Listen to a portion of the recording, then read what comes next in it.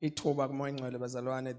This podium is not of men, but the podium bathandekayo kamoya ingcwele iBhayibheli lithi akunini enikhulumayo kodwa nguye. Ministry ayikhandelwe kumuntu endodweni to the powerful woman or woman or man of God, but yencike kumoya ingcwele. Asikho starring nesihlakaniphi nephilosopher engaqonda into kaNkulunkulu. They are so deep. Even the sentence angalukhuluma uNkulunkulu esihlakanipheni kwakhe kungahlangana ingcupha buchopho zonke ezaka zabakhona zomhlaba zihlule ukumqonda uNkulunkulu in one sentence, one sentence. How much more kufanele akhulume, uzokhuluma more than 10, 20, 30 minutes on behalf of God. You need Holy Spirit to help you. There is no amen in this house. So we love him so very much. He is our strength. Umoya ingcwele uyikhona konke kuthina. Our life, our even ukuphefumula kwethu. iBhayibheli likhulu lithi umzimba ngaphandle kamoya ufile. So abangake kusho umzimba wakho, mhla kuphuma umoya emzimbeni wakho umenyezelwa njengofileyo. How much more a believer izohamba ngaphandle kamoya ingcwele. So we need him. Somebody say amen.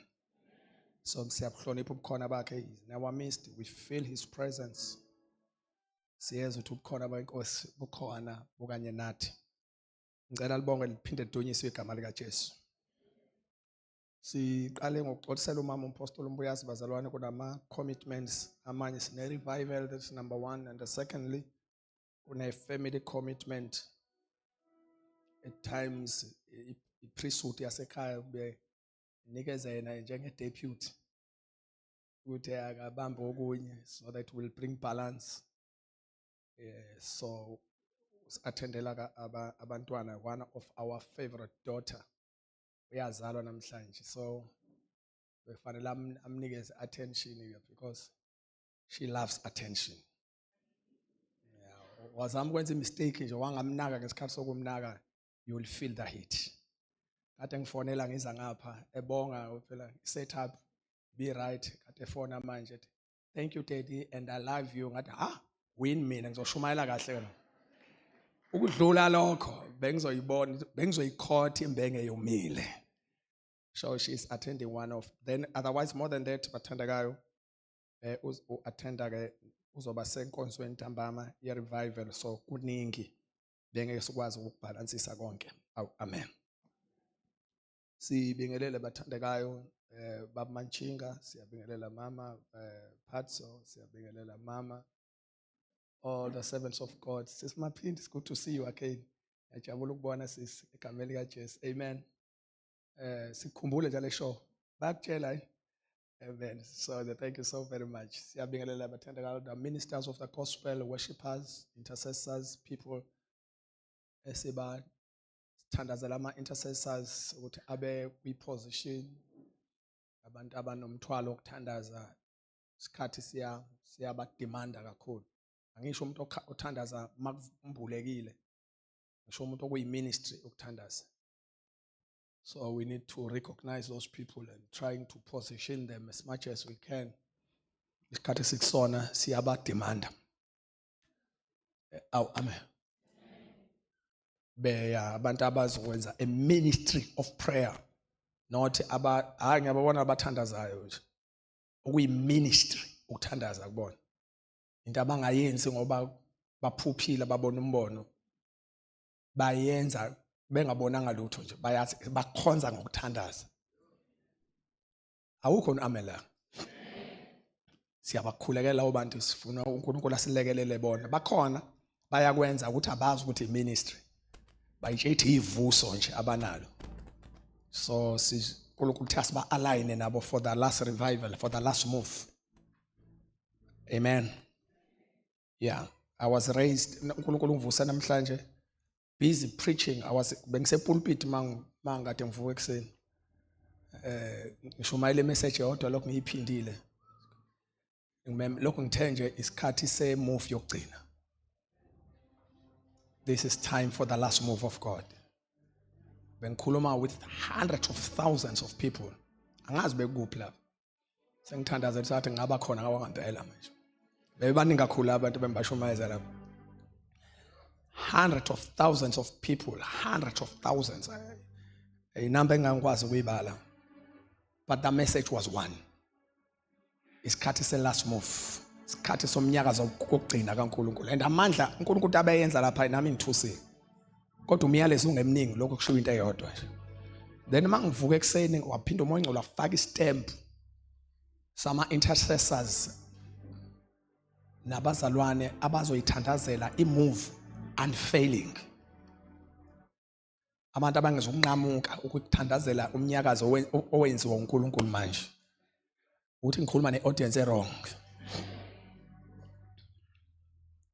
And nje uNkulunkulu wavela wathi wathi wasangathi uthi nje ba prophet bomthandazo ibani kwi position.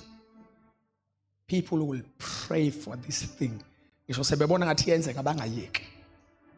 Non-stop, because uthi moya ngcwele, those are people abazo speed up, abazowenza imove ibe nespeed esiphezulu. Iyahamba ukuthi slow ikhona, but one step celebrate, another step, but they will accelerate bayenze imove ibe nespeed esingenhla. We need to pray for abantu abanemthwalo nevuso lomthandazo. Kube inkonzo bakhonze ebandleni ngokuthandaza, balikhonze isizukulwane ngomthandazo. Ngisho ngafika phambi kaJesu kuthiwa konje yini owayenza ngathandaza.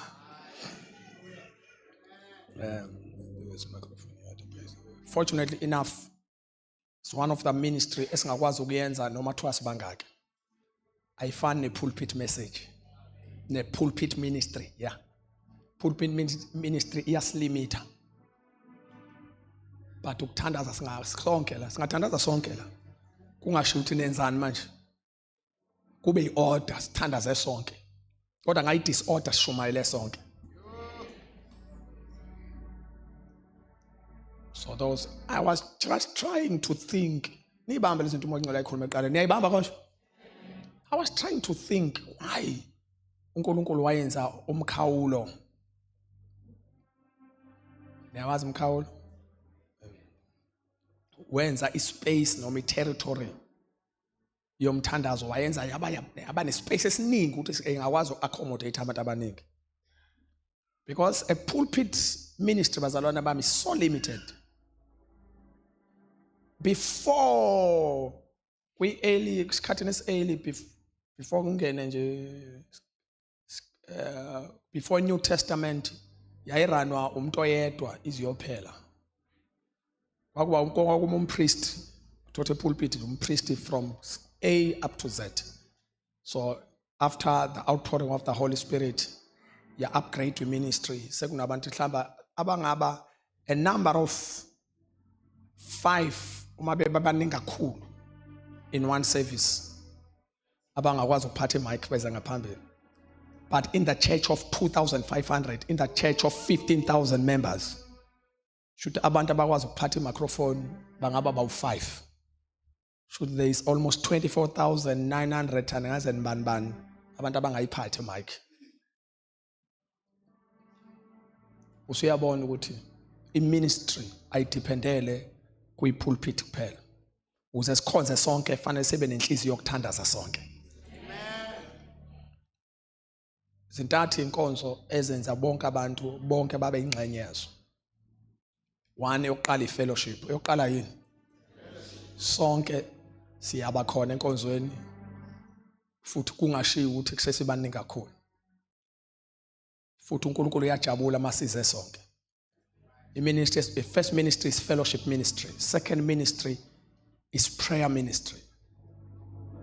I-prayer ministry yonke sonke iyasifaka phakathi. Then the third ministry is a giving ministry noma offering ministry. I-ministry esenza sonke, umnikela sonke siyakwazi ukunikela sonke kanye kanye. Ungabikho umuntu othi hawu senginesiphithiphithi ke la isonto seninikela nonke manje no. So those zisethwe lezi inkonzo isethwe ngendlela ukuthi accommodate wonke umuntu okhona enkonzweni. Hence fanele kube khona abantu abakhonza kube ministry yabo, inkonzo yabo ukuthandaza. Bese kuba khona abantu okuyinkonzo yabo ukunikela. Uthola ama kingdom financiers abahlushwe enye into, bafuna ukubona ukuthi izinto ezifunakala endlini kaNkulunkulu zikhona.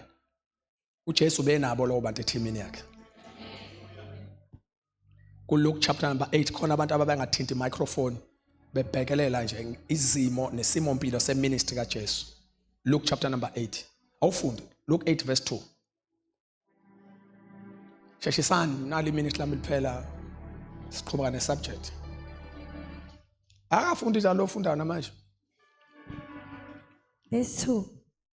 Nabesifazane abathile. Yes, come. Nabesifazane abathile ababephulukisiwe kubo omoya ababi nasezifweni. Come. uMaria obizwa ngokuthi uMagdalena okwakuphume kuye amadimoni ayisikhombisa. Abantu ababelandela uJesu laba no Mary and this time yes God so verse 3. noJohana kaMkhuza, induna kaHerodi, noSosana, nabanye abaningi ababekhonza ngempahla yabo. Somebody say amen. Kushiwo ikhulu ayehamba noJesu, Joan the wife of Kuza noma of Kuza, Herod the steward, the Susanna, the team of and many others. Somebody say many others.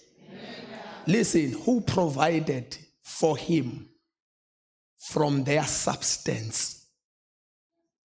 Who provided for him from their substance? Lithi nabanye ababenze njani thanda ngesizulu? Lithi abanye ababenze njani? Last verse. Nabanye abaningi ababekhonza ngempahla yabo. Ababekhonza ngani bazalwane bami? Ngithulele inothe enkonzweni. Ababenjani bathandekayo? Usuyayibona iministry kaJesu was well balanced. They were specialists in prayer. Abanye babethatha ama possessions abo because babe ngama kingdom financiers. Kodwa kuyi ministry kubo ukukhonza.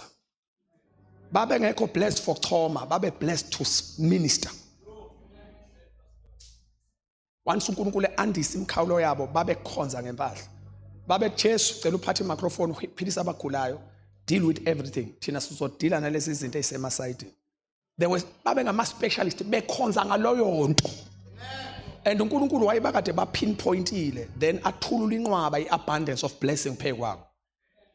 Enkathi bechuma financially ipurpose kwangekhona ukuthi ingoba yes they do have futhi vele bengakhonza ngana ama resources bengenawo. Bazoba nama resources and so different things, but they know for sure ukuthi uNkulunkulu have blessed us specially to finance the kingdom of God. Ayaliki isonto. Sangathi singaze sibe nenhliziyo yabantu abathi uNkulunkulu angabi nalutho manje. Kodwa I want to join the team of kingdom financiers. Ma wangiphakamisa uNkulunkulu, I will make it a point the kingdom of God irolla like this. Musu gadi temptation ukuthi mhlaye sekwenzile lokho.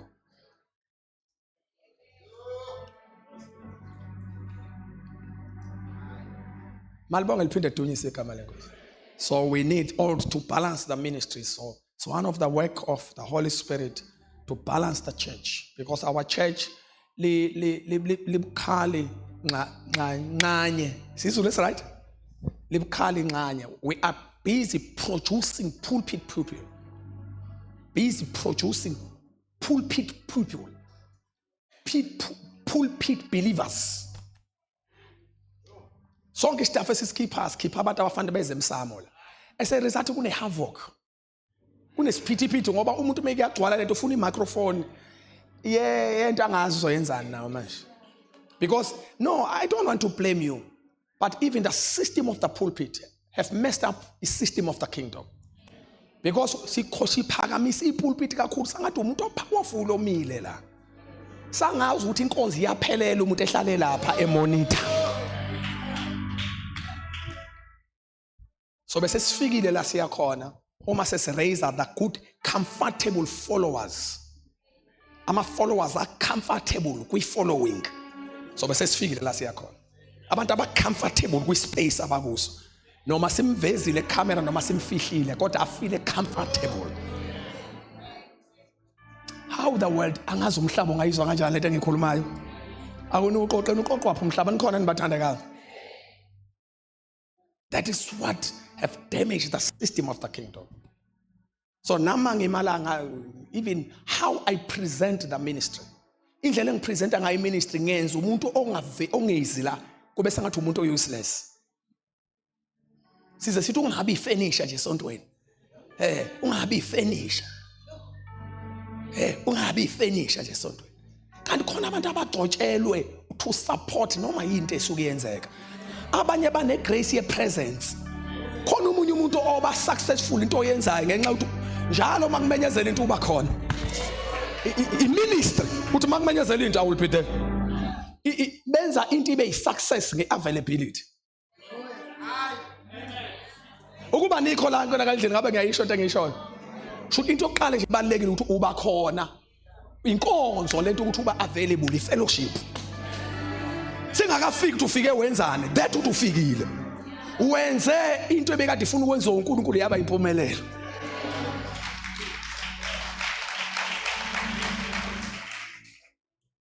So we need to hlakaza the ministry. Yabona? We need to hlakaza the ministry. Siyenze ministry onke ama corners of the ministry abe important.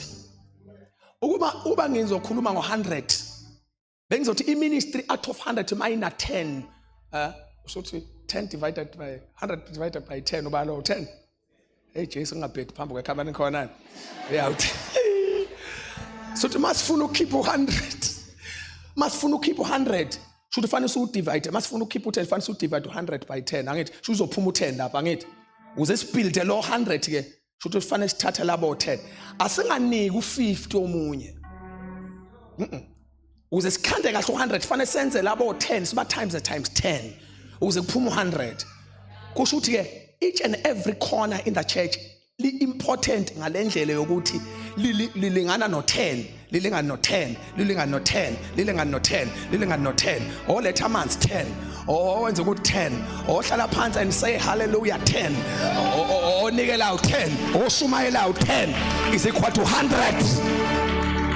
Oh shy chorus 10. Oh MC 10. We contribute to give that 100%. Akekho no 0.1. We are all important. And the devil is a liar. You are off important because awukho limelight. As a result, sizama ukupave indlela size sigibele kwabanye basifuna ukuyovela la kanti sine ministry sithele. Khona abanenkonzo esithele engaveli. Mhla yavela iya damage. You are so respectful the way you're on a man because there are parts in your body that oyifihli. Ngelango awaveza ngawo uvela ku social media but are parts of the body that are designelwe ukuthi abe kwi private space. I'm preaching like a father, someone I don't know. There's a now you make it a show. You make it a point. So, but are parts of the body. But uNkulunkulu lithi iBhayibheli wawanika udumo olukhulu lawa ngathi angawaveli. So we need to heal. Enye into sifane silungise system ebandleni. Ngoba indlela ibandla elipresentwe ngayo igospel ilibulele ibandla. Wonke umuntu ufuna ukuba umprofeti, wonke umuntu ufuna ngazi enke umuntu. Ingakho manje mayilezi ipace ingaveli, aningalimali senifuna ukulimala ngiyanibona. Mayingaveli ipace usezozama ukukhukha into esa movement oba ufuna into ezomveza. Angisho ukuthi onke amanye they are designed by God to serve the church. Manje uyabona usesiminyaminyeni uyasuffocate. Uyabona usesiminyaminyeni umiyene khoza kabuhlungu ufuna into engamenza aqhamuke manje akaqhamukeki yazini ingoba naba mangaphambili bathi nje obungavelile nje you are useless in the church. You can blame the followers but I will tell you leaders have a lot of impact kulento engikhuluma ngayo. The presentation of gospel, ibe wrong.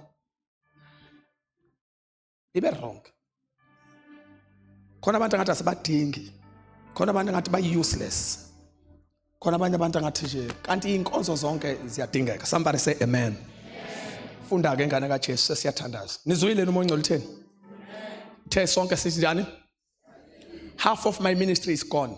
Namhlanje ngizosheshe ngithandaze sawushumayela ethendeni futhi. Hayi, kushumayela uNkosiyazi. Cishe ngathatha ipulpit lakho kahle. Kushumayela uNkosiyazi namhlanje. Malibonge igama lenkosi. Cishe ngase ngikhohliwe. Let us go to Ephesians chapter number 5 verses number 18. Because ngifuna sheshe angijahile kodwa ngifuna sheshe sithandazo sibakhave nalabantu bakaJesu abalapha. So running a screen bazalwane singakwa left angazi kwenza enganthiwa njalo kuhlale kusiku ubani wathi esincane sanga iscreen senu asikho so ke now thina sinase sethu. Ephesians 5:18 ngelanga kufanele size ngapha esikhofi. Ephesians 5:18 come read. Ningadakwa yiwayini. Ningadakwa yiwayini. Kuvela kulo umhuheko. Kuvela inkanuko eziningi ewayinini umuntu eliphuzile. Kodwa nigcwaliswe ngomoya. Kodwa ke esikhundleni songabe nidakwa yiwayini nigcwaliswe ngomoya. Fundani iBhayibheli once again. Nali iBhayibheli liyakhuluma la. Ningadakwa yiwayini. Ningadakwa yiwayini kukhuzwa amaxhwele ningadwaka yiwayini. Into ethusayo la. Into ethusayo indala le ntshela umakhenti indala kakhulu lena. Into ethusayo la uPaul ubhalela ibandla laseFesi. The surprising part ubefanele methu bebhalela izwe. Ubefanele ukuthi ningadakwa yiwayini kodwa namukela uJesu. Uthi ngigcwaliswe umoya. So bekhuluma nebandla seliphendukile eseli to receive the Holy Spirit. Kodwa wase kuba khona into ayithikayo ayiphikathi. Hey. Guys ngathi ni replace umoya engcwele ngento. So do not be drunk with wine, yes, in which ngoba kuvela kulo hawufunda sisi. Oh sorry. Ningadakwa yiwayini. Kuvela kulo umhuheko. Kodwa nigcwaliswe ngomoya. Kodwa nigcwaliswe ngomoya. Somebody say nigcwaliswe ngomoya. Yeah. Bazalwane bami, why umoya engcwele ngoPaul waveza lesi sibonelo somuntu odakwayo asiqhathanise nomuntu ogcwaliswa ngomoya engcwele. Number 1, ngicela uqala ngala iBhayibheli vele liqale khona. Umuntu uma edakiwe ucontrolwa ilento ayiphuzile. Umuntu mesedakiwe ucontrolwa ilento kanjani bathandekayo. Lento uyithatha ukudakwa mawuphuza futhi uyithatha into uyifake ngaphakathi. Immediately iqeda nje ukungena kuba usucelwa wena thwaka resign manje kulawuleni impilo yakhe. Isizolawulwa ilento oyifakela ngaphakathi. In your speech, the way you think, how I wish I have amen. Indlela okhuluma ngayo it will begin to change. Ishintshe nanendlela ocabanga ngayo. Akekho umuntu wakwacabanga sober edakiwe. Then lastly izolawula ngisho nama directions of your walk. You will never walk as before. Your steps will begin to change. Awukwazi ukuphuza uphinde uhambe straight njengabonke abangabaphuzanga. Lalela bafowethu kunestep sakhona ekuphuzeni. Eyiphuzile nje uyibona ngemashi yakhona. Okay, all right. The way you walk it changes. The way you think it changes. The way you talk it changes. And another last thing eyenziwa utshwala yokuthi manje angena leya drug ikunikeza ngisho igwala. Igwala elazwayo liba nesibindi esistronger. Angangena la ngizonishana yonke la ndawo. Aqede lapha awe. Aqede lapha awe. Omunye wayengihlupha kakhulu ethendeni. Hlupha kakhulu. Futhi wayiphethe isibhamu. Manje uthi wahlangana nabantu okwakhishwa lento esabayo. Phela ngeke uye public kanti uphinde usabe futhi. Sengithi mina ukhehla no. Udlala ethendeni elirong. Awungalokothe. Mfundisi, ukhuluma ukaze la. Hlele la esihlalweni. Kwakunebhentshe esaselibekela abantwana la. Uhleli kulona. Khuluma mfundisi, hey, antshela umfana lo. Akathi ngiyambona isibhamu vele sivelile. Antshela umfana wakhe ukuba ngumsindi ethendeni la. KunoNkulunkulu la ethendeni akudlalwa la. Bamkhuza labangani bakhe. Wathi emfundisi mina zwi. Walala ngathi wathi sengiphathi nentshumayelo. Hawu akasalele uyabanga umsindo uyakhona. Ngithi uye lo kade ethi wemfundisi mina ngizokhona. So utshwala kokwenza ube isiqhwakha ngisho nala ongahlulwa khona. Kodwa kutshwala phela. Hayi umoya engcwele. So in number 1 ukunikeza umuntu unesibindi, umuntu ophuzile. Ayikho into ayibona engakwazi ukum-overcome iphambo kwakhe. Selithi ke iBhayibheli ke liyakhuza ke ibandla la uPaul wayilekelela ethi abantu ka abangadwaka iwayini. Usethi ke instead nigcwaliswe ngumoya. Uveza ama-characters noma ama-characteristics omuntu ophuzile eqhathanisa nomuntu ogcwalisiwe ngomoya engcwele. Uthi once you are filled usugcwele umoya engcwele, leli gama lika filled lisho fully controlled.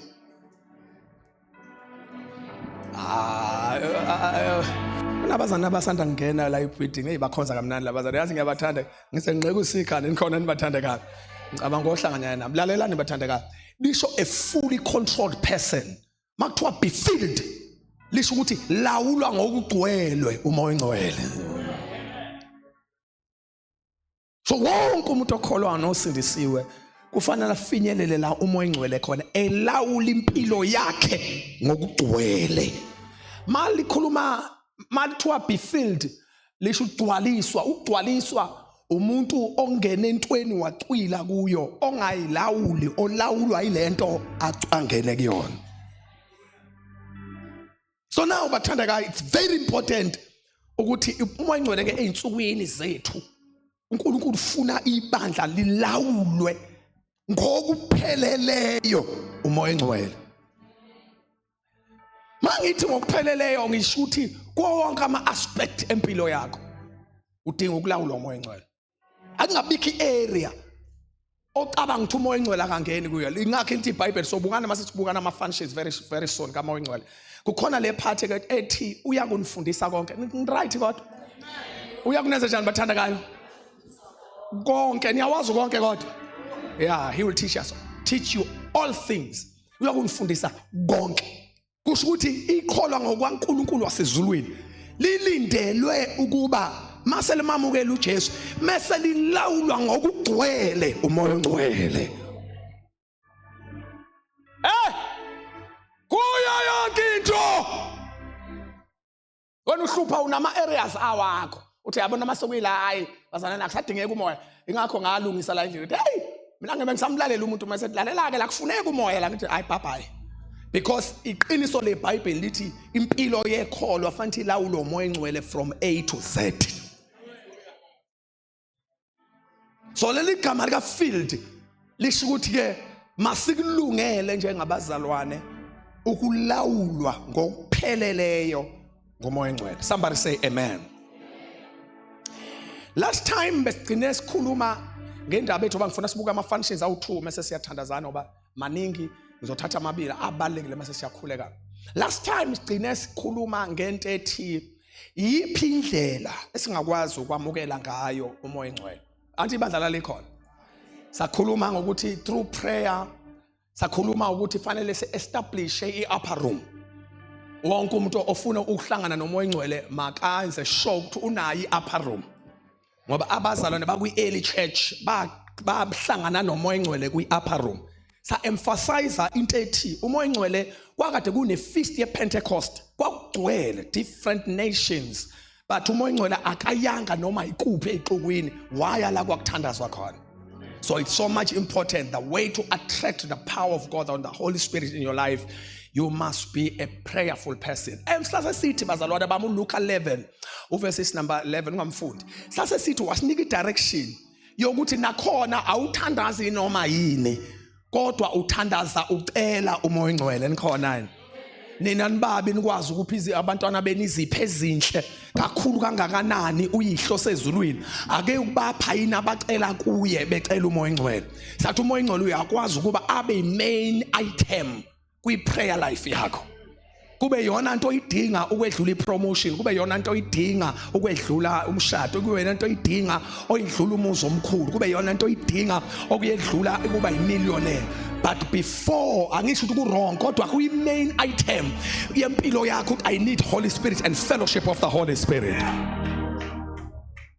Ngoba there's high possibility yokuthi lezi zinto ezinye oyifunayo mawusuhlanganile naye, sometimes ezinye zize ungayicelanga, ezinye ke akunika i-direction yokuthi itholakala laphi lezi zinto ezizidingo zakho.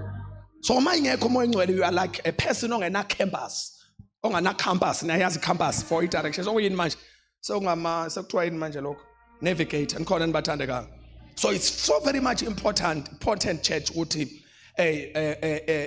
umoya ongcwele sibambe ukuthi lezi zinto ke ezilandelile esikhulume ngazo ukuthi through prayer sasesikhuluma ukuthi umoya ongcwele uyakwazi ukuhlangana futhi naye through ukulalela izwi likaNkulunkulu. Sathi lento yakho ungena enkonzweni uswitch off, lento ongena kwakhe enkonzweni ngicela ukusebenzisa igama elakudala ubluze. Ukubluza yini? Ucaba ngenyoni.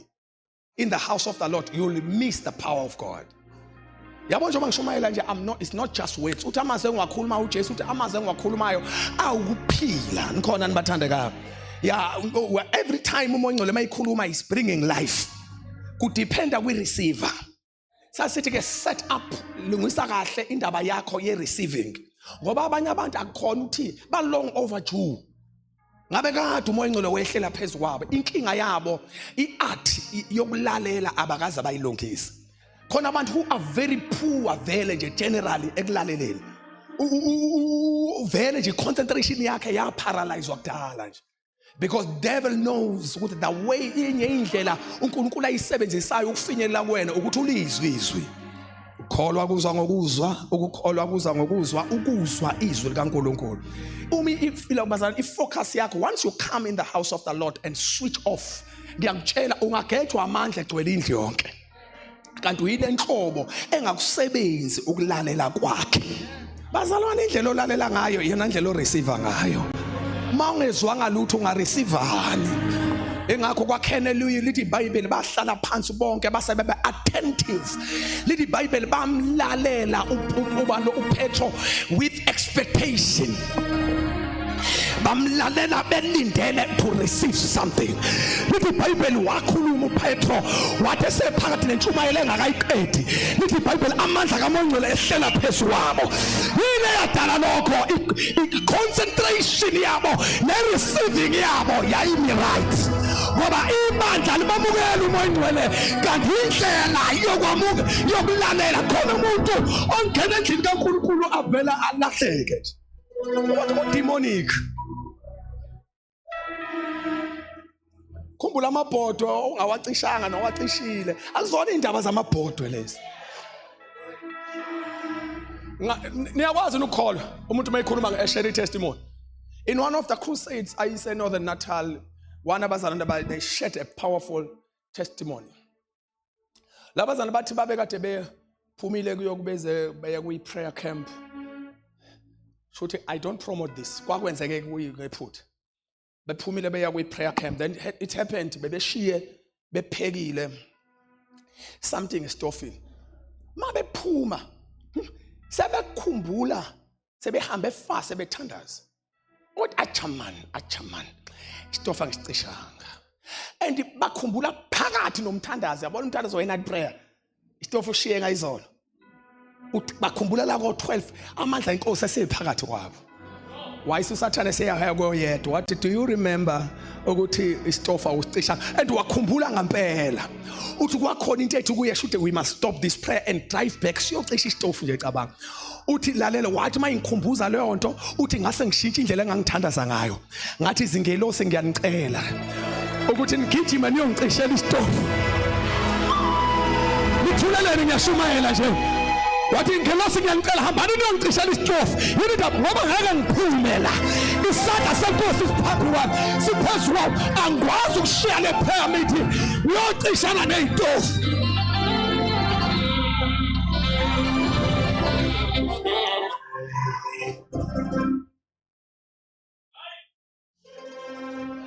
uthi bathandaza, they were under unction of the Holy Ghost. And the power of God was so much upon them. Bathandaza drive ekuseni. Uthi mase balakozana base beface reality. Sebephumela kwi-cloud. Uthi wathi, maye kithi inkosi imuzi ushile la. And ukhumbula kahle. Uthi yabona isitofu abasicishanga. I will tell you a miracle that is going to shock you. It's a true story. Angisho akusiyiparable. Uthi badrive. Uthi nje oqala sebesaba yabona sebelunguza ngasekhaya bayitshetha intuthu ithi. Uthi mabayafika ekhaya ikhali normal akushe lutho. Uthi basondela bonke sebe bayikitchen bathola hayi akunuki lutho. Uthi bangena ekitchen bavule to your surprise. Bathi bayasifica istofu. No. Istofu siqhubeka siya kulokhuza. Sisavutha. Ibhodo lihleli ngaphezulu. Mabe livula ibhodo lisenamanzi abawashile. Lalela into ayenzile uNkulunkulu akacishanga istofu. Uthe leli bhodo lizolinda noze libuye. Lani lishiye likhona, niyolifika likhona. Baqoba kanyanisi bawufaka phakathi. Baqoba izinto baqhubeka. Uthe sebefikile yaqala iprocess yaqhubeka. Somebody say hallelujah. Somebody say Holy Ghost. Somebody say Holy Spirit. Uma generation ifuna ukubona into divine. Be filled by the Holy Spirit. Mawufuna ukubona into supernatural. Be filled by the Holy Ghost. Mawufuna ukubona amandla enkosi. Be filled by the Holy Ghost.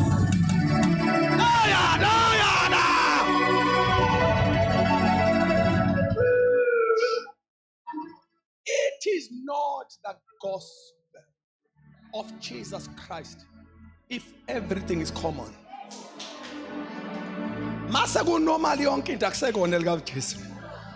It can't be. And we need to disagree. Not ngesikhathi sethu. Shona thana ngesikhathi sethu. Bese yonke into iba imvelo. Yonke into ijwayeleke. Kungene ngisho. Uyabona fana mase ifakaza kanjena into ukuphika osocience. Sesifike kulo. Athi ama scientist no. Saqala ke inganekwane sabazala no. Ubabuza uthi wawe uthini mawubona uphethe ehamba phe kwamanzi.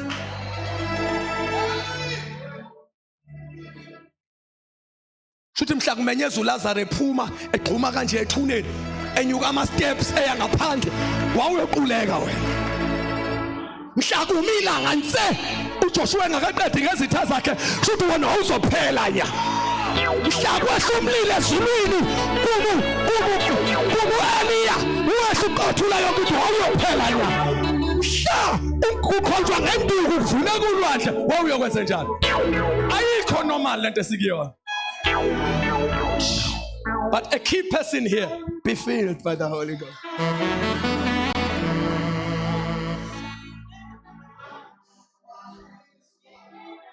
Nangu Kimen.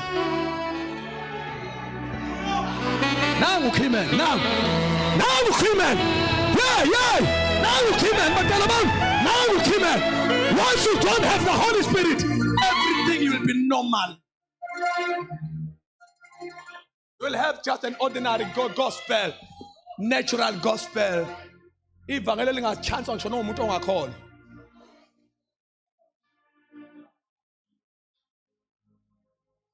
So your receiving capacity have a lot of impact.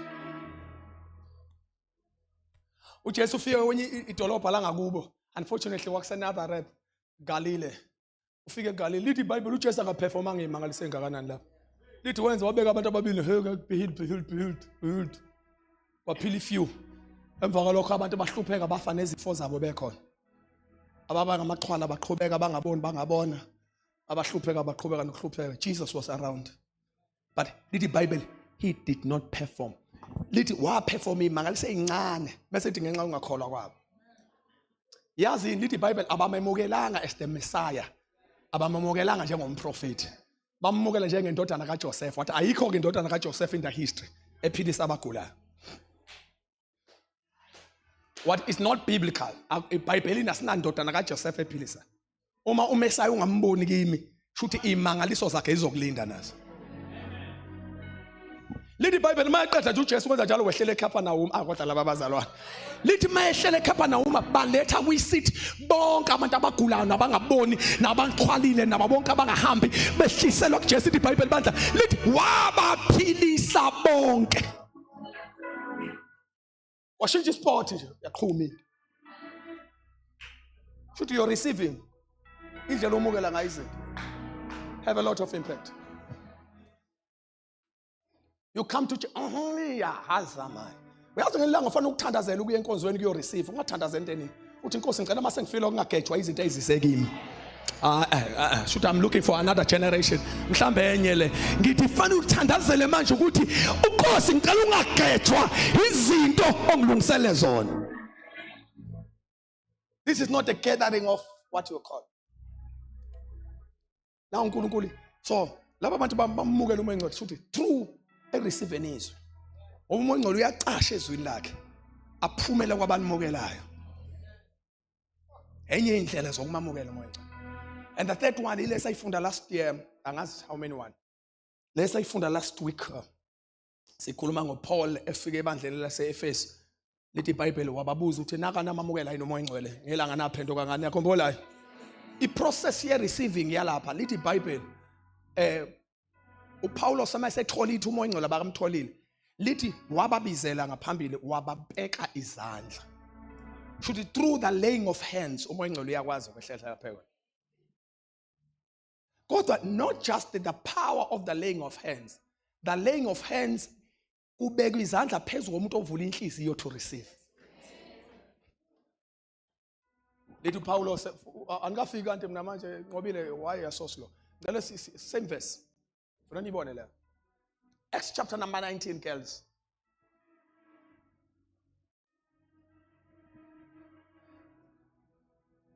Ngathi kunalo nibandle rathi nikhona kodwa? Niyamuza umoya ngcwele? Okay. 19:2. And he said to them, did you receive the Holy Spirit when you believed? So they said to him, we have not so much as heard whether there is a Holy Spirit. Hamba Ken. Hamba 4. Then Paul said, John indeed baptized. 5. When they had heard this, they were baptized in the name of the Lord Jesus. Yes, verses number 5, 6. And when Paul had laid hands on them, the Holy Spirit came upon them. They spoke with tongues and prophesied.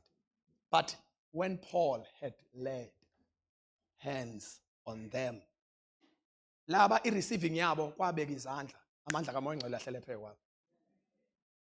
Abakakheneliyo balalela izwi nge-expectation, then amandla kamoya ngcwele ahlele phe kwabo.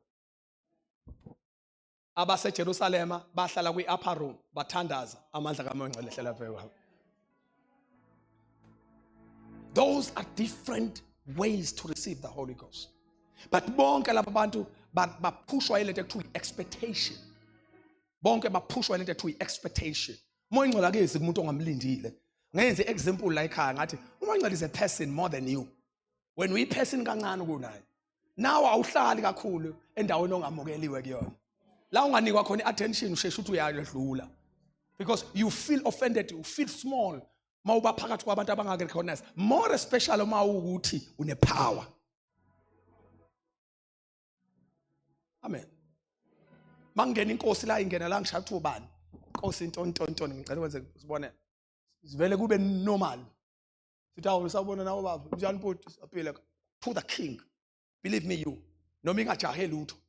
Izoqoqa iprotocol yayo and go. Ayihanjiswa yini? Hanjiswa ukuthi I'm not recognized.